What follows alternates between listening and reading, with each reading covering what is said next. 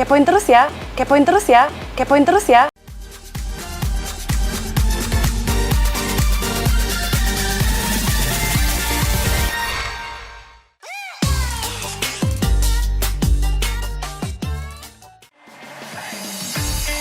Ayo tebak bos, apa usaha yang tengah digeluti oleh Mbak Cantik ini? Yap, rempeyek doang bos. Tapi siapa sangka ratusan juta bisa masuk kantong tiap bulannya.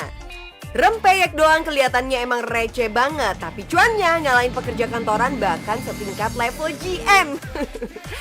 So, jangan remehin lagi si remah-remah rempeyek ini ya. Duh, denger kriuk-kriuknya aja udah bikin pengen ya bos. Orang Jawa biasa menyebut rempeyek sebagai peyek. Camilan ini terdiri dari campuran tepung beras, tepung kanji dengan topping kacang tanah, kedelai, udang, sampai teri. Plus kombinasi bumbu yang pas seperti bawang putih, kencur, garam, kemiri, dan irisan daun jeruk. Beuh, sedep benar!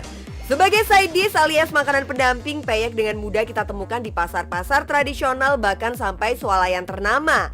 Ya 11-12 lah sama kerupuk gitu. Bos, kira-kira nih serunya apa sih omset dari bisnis rempeyek yang satu ini? Cus, kita kepoin belajar langsung dari ahlinya. Halo bos, memanfaatkan peluang dalam dunia bisnis itu penting. Saya Yesi Kalista dari Peyek Nyai. Mau tahu gimana kriuk cuannya Peyek Nyai? Kepoin terus ya. Ternyata target pasarnya Mbak Yesi ini nggak main-main. Peyek buatannya bisa dikonsumsi oleh semua kalangan termasuk sejumlah tokoh terkenal. Bos, awalnya peyek hanya jadi camilan khas di keluarga Yesi sejak puluhan tahun lalu.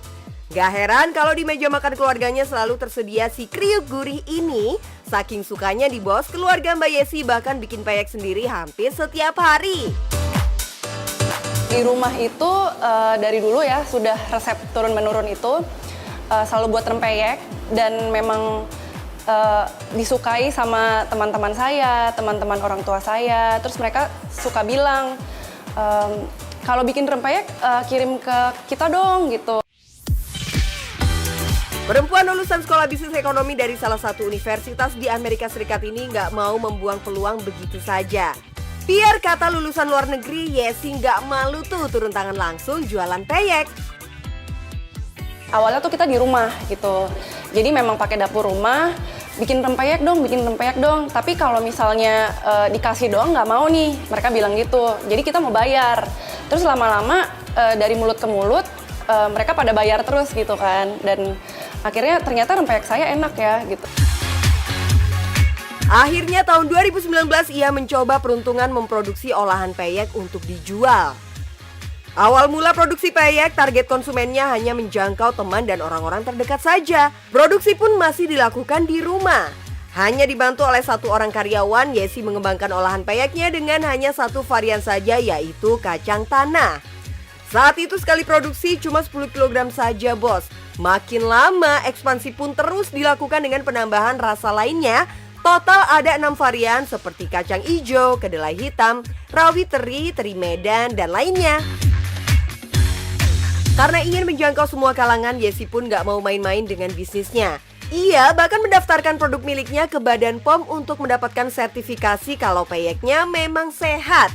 Ia juga mendaftarkan hak paten si peyek agar bumbu-bumbu rahasianya nggak bisa dicuri orang. Tuh bos, penting juga nih buat kamu yang memilih berkecimpung di bisnis kuliner.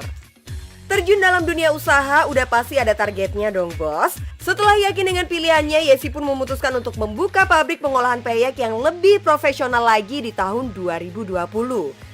By the way, ada rasa, ada harga bos. Makanya kualitas peyek produksi Yesi dijagain banget. Semua bahan dan bumbu yang digunakan bahkan harus melewati SOP dengan syarat premium punya.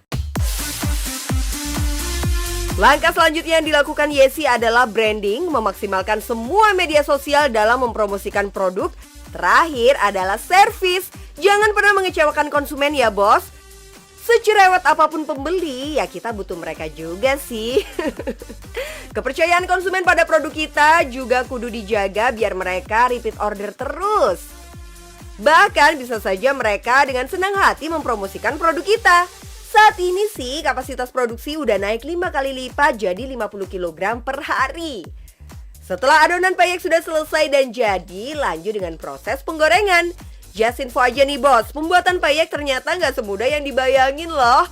Butuh skill mumpuni untuk menghasilkan rasa peyek yang enak dan tekstur yang kriuknya pas. Gak cuma dari segi bahan aja yang diperhatikan sama Yesi. Penggunaan minyak juga salah satu concern yang dijagain banget tuh. Minyak cuma boleh dipakai sekali aja bos, nggak boleh tuh dipakai berulang-ulang. Duh, minyak mahal nggak bikin hati goyang nih. Kita tuh ada SOP-nya, setiap adonan, berapa adonan digoreng pakai minyak ini harus langsung diganti, nggak boleh langsung jadi hitam gitu. Jadi kendala customer saya tuh biasa kalau beli rempeyek kan bisa batuk atau sakit leher gitu kan. Tapi begitu makan peyek Nyai, mereka bilang enak nih nggak berminyak dan nggak bikin leher sakit gitu. Terakhir, peyek yang sudah matang kemudian diangin-anginkan dulu sebelum masuk ke proses packing.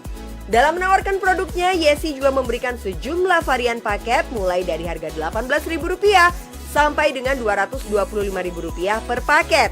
Kira-kira nih bos, berapa sih omset per bulan dari bisnis peyek ini? Siap-siap elus dada ya bos.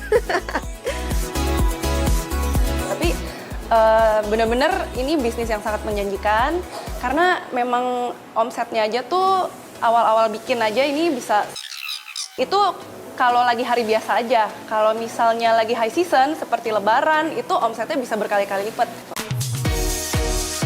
Terbaik ya bos cuannya, kriuk abis kayak rasa peyeknya. Halo bos, nah jadi udah tahu kan gimana dapet cuannya dari bisnis peyek? Nah buat kalian yang mau jadi pembisnis, jangan takut gagal, mulai aja dulu. Yang penting apa teman-teman? Cuan bos!